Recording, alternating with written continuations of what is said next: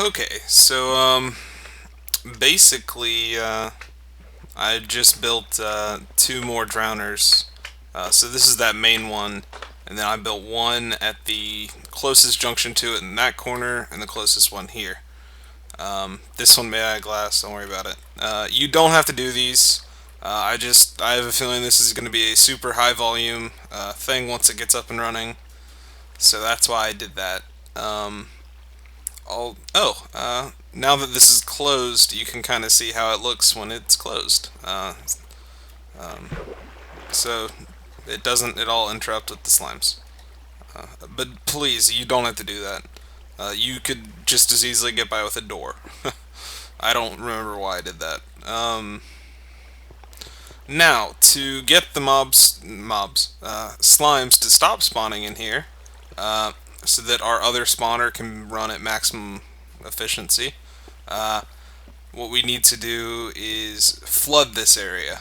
And that's easier said than done, since this is a square area, water flows in diamonds, and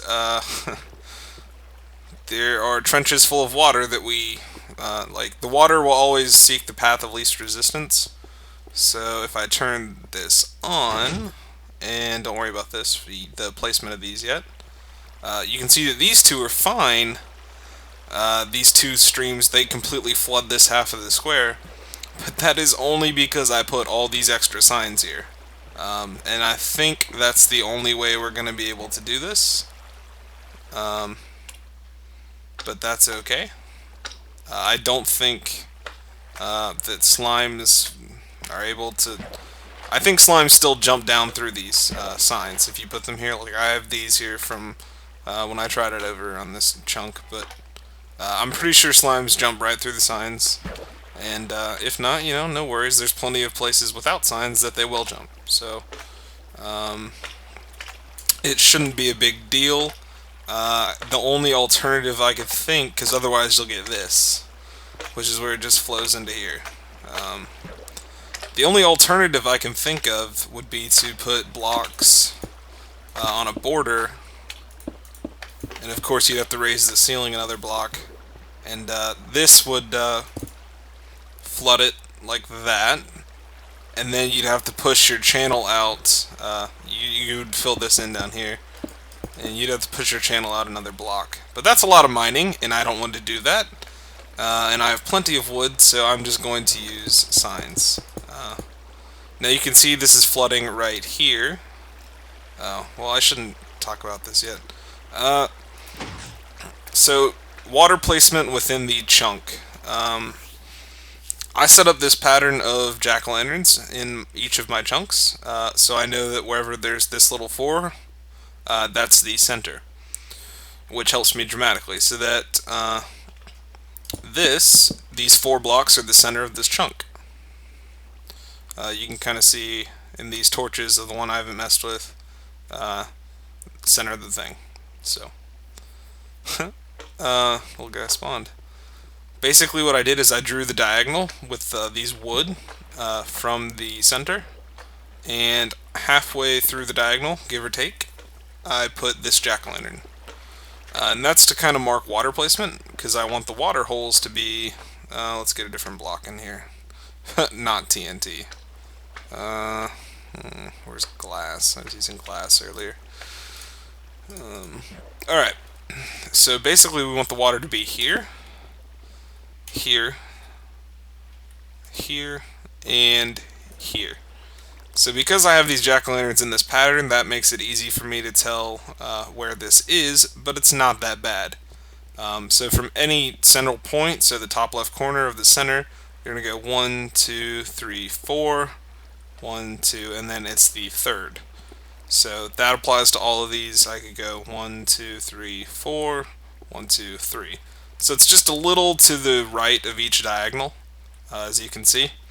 And because of this, you do need it to cover the entire area, or there would be a gap right here or in the center. So you have to do it like this. And when you do this, I have to get rid of these or the water will do strange things. This is temporary, don't worry. When you do that, you can see that these two are covering their two center things, and these two blocks are also covered. But yeah, again, the flow over, I'll have to put signs down here. Not a big deal in the grand scheme of things. I've already used plenty of signs. What are a couple more? I guess you could completely fill this with signs. I don't know. I'm not going to. It might make your placement go faster, but I don't know. There's no reason to use all that many signs. So basically what you're going to do is when you first let the water down, I'm dropping it from the ceiling. Actually, I'll show you how we have this set up. You're going to want to drop the water from the ceiling, and you can either use a dispenser or a piston water block combo. If you do it like me and you use the piston water block, it works very well if you have a lever. So I can turn this on or off from up top. Otherwise, you're going to want to use like a T flip-flop or something like that. No, you're not. Well, yeah, I guess you could. That's if you use a button. But if you use the dispensers in water, you're just going to know that each pulse is what turns it on or off.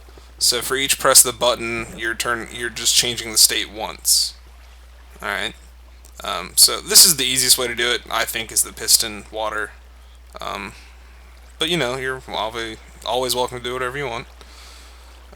So yeah, and what will initially happen is it'll come down from the ceiling at those given points. So yeah, up there, and then it'll flow off and do this. So you need to block it. So we place one sign. Oh, well, it keeps going, so let's place more.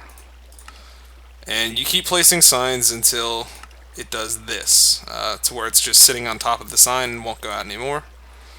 And that's how you know that is where you need your signs. So now you can see the water is floating over the signs, and it's not flowing out anymore. And that looks weird. It's because I have to refresh the water. No. No. Ugh. Now I have to do this. Let the water drain. Alright. And there we go. And now, well, this one refreshed. So we'll go ahead and close that one off because I have to do the same thing to that one. So now you see that we have all but this one covered, and that last stream of water will completely cover this chunk. I just got to obviously add the signs. Oh, how did someone die right here? Maybe it was me. Go ahead and close these. Cool. Okay, so that's what we're going to be doing. And wiring, so that's the pattern. You know the pattern now. To wire these in no particularly uniform way, you just want the piston pressing over the, what's it called? Over the hole. And then to any side of the piston, except for obviously where the block is, you're going to want the water. And it'll just fall in and then down. That's fine. And I guess just to wire this, I'm using tunnels so I can walk around up here. And basically just whenever you get to where a piston needs to be, excuse me, go the redstone on the block next to it. So what I'll probably end up doing is that. And whenever, just keep doing this throughout your entire spawning area. And whenever the signal runs out, you're just going to place a repeater, and everything will be hunky-dory. Now, let's see, I need to get back out of here. How am I going to do that? There we go. Because I had to cut this channel right here, which in retrospect might have been a bad idea, what'll happen is this water from right here, it'll come out to here, and oh, none of these touch water. The water never touches the lava. Here, I'll do it again. So if you just have this one, you only have to worry about the one drowner. You only have to worry about the lava getting wet in one instance. But if you built multiple, like I did, because you have a super large slime chunk area, what you'll have to worry about is yeah, pretty close, right? You'll have to worry about if you cut this channel like I did. That would mean that the water, like the pattern I have right now, it would fall right here, and if I fold this entire area up, that would most definitely get wet. So I'm gonna have to think about that. But for the moment, I'm gonna do the rest of the cut into chunks. So this giant strip down the middle, I'm gonna go ahead and do that, and I'll be back when I'm done with it. Okay, let's see. I've made a couple changes. You'll notice these middle canals are gone, and I think that's a good move. So now I don't have to worry about filling the cut into chunks with water. I can just treat them like regular chunks, because that's what they are. I had to change the water flow about a little, but I don't think it's a big deal. I'm sure all the slimes will get to that corner in their due time. If it proves to be too slow and they start despawning, what I'll probably do is replace some of these blocks that are under the water with ice. That tends to speed things up a bit, but I don't think I'll have to at all. So that's what I changed in here. The water system, now just treat these like they are regular trunks. Don't worry about anything being cut off. The border is fine, so don't even bother with putting canals through the middle of your chunks, unless they're just gigantic. But still, like even if they are, the slimes will still come all the way out to the ends. Just make sure your ceiling's big enough for them to move. Yeah, so that's about it with the spawning room. The other thing I changed is down here, I believe. The ladders that were right here, I got rid of them because let's see if we can get some spawn some slimes in here. What would happen is the slimes, they would get pushed along, and then in front of the ladder is an empty block, like there's no water on it. So the slimes jump around all willy-nilly and stuff like that. Yeah, so I put a fence down here too. That seems to help with the same problem I'm talking about. Because when it's a regular block, they get to this and then they just chill here. Or they jump backwards into the water and then do it again repeatedly. So if it's a fence block, it'll push them up and they'll have a tendency to go up the ladder. That I like. And right here, I did away with the ladders altogether. It works a lot better. So yeah, this is basically just another booster junction, 3x3, fences, and then it goes into this right here is the only water block, the one I'm looking at, and that's to push them this way, so that they don't get caught on this corner, it pushes them this way. And yeah, let's see if he goes up. Yeah, see, he's jumping back, and it was even worse, and there's 3 sets of ladders and like 30 slime. But that's about like all I could do to really fix the problem. I don't know what else I could do about it. Like, see, they go up.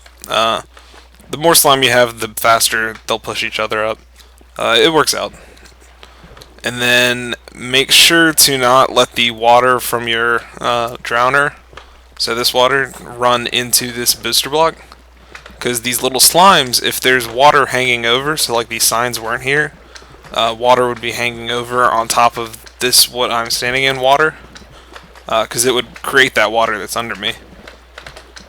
And what would happen is, server lag, they'll get stuck in that water that's under the bottom water, and they'll drown in it. They'll get stuck somehow, I don't know. It's because they're really tiny mobs.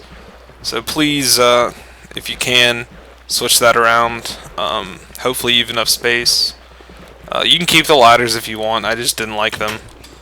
This way is kind of foolproof. They can't really dodge the water like they can the ladders.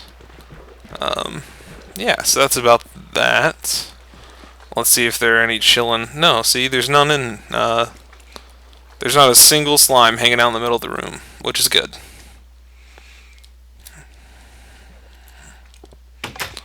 Let's see. Yeah, and they're getting up here, so that's fine. Yeah, so that's that. Hope this works out for you. And, they kind of nerfed the XP. Like, I'm at level 33, so it's going to go up kind of slow. But, I mean, even then, like, you don't get a whole lot of XP from these slimes anymore. So, this is good for slime balls and a little bit of XP, but don't expect, like, tons. For that, you're probably going to want to do, like, a cave spider spawner. Or just a regular run-of-the-mill mob. Regular run-of-the-mill mob spawner. Which is what I would recommend. And, yeah. So, hopefully that works out for you. And I should be doing the wheat farm pretty soon. Yeah. So, thanks for watching. No. I do that every single time. Alright. Bye-bye.